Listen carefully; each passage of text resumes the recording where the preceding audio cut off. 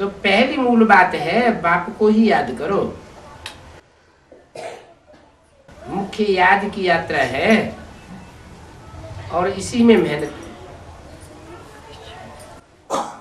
इसको कहा जाता है गुप्त मेहनत, क्योंकि अंदर अंदर से याद करना होता है। मुख से कुछ बोलने की भी दरकार नहीं है। ऐसे नहीं शिव बाबा शिव बाबा शिव बाबा बोलते रहो। अंदर की याद चाहिए। आवाज बिल्कुल बंद हो जाए। कि आवाज बंद होती है, कहते मुख से तो नहीं बोलेंगे, लेकिन फिर अंदर से आवाज निकलती है, जो जीव चलती रहती है। तो ये भी नहीं। कोई कर्मेंद्रिय की कोई भी हरकत न हो। ये अंदरूनी मेहनत है।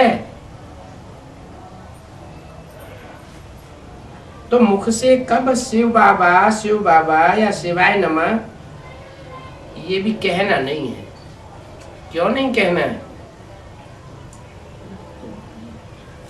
क्योंकि बाहर की आवाज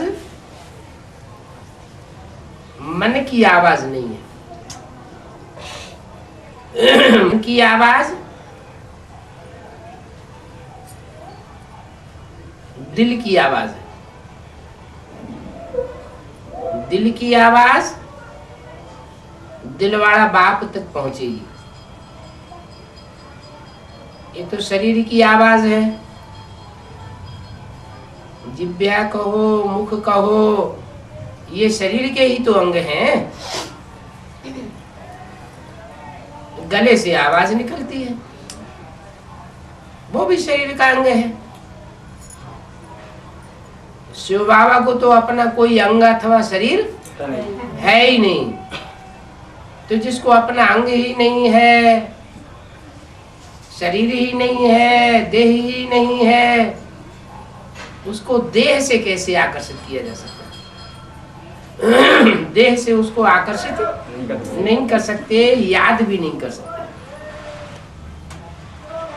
वो भी बुद्धि रूपी आत्मा है और हम भी मन बुद्धि रूपी आत्मा है। तो मन बुद्धि रूपी आत्मा का मेल मन बुद्धि रूपी आत्मा से होता है।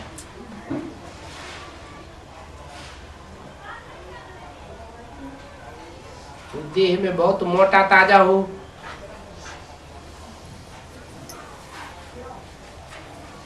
और दूसरा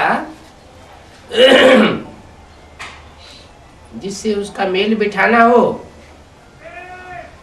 वो और बहुत पतला दुबला हो, तो मेल नहीं बैठता है ना। जैसे को तैसा चाहिए। इसलिए बाप कहते हैं पहले देह भान भूलो। मुख से बोला माना देह भान आया है। तो देह को, देह के भान को भूलो और अपन को आत्मा समझ मुझ बाप को याद करो। इसको गूंगे की मिठाई कहा जाता है। जैसे गूंगा है वो मिठाई खाता है, उससे पूछा जाए मिठाई का कैसा स्वाद है,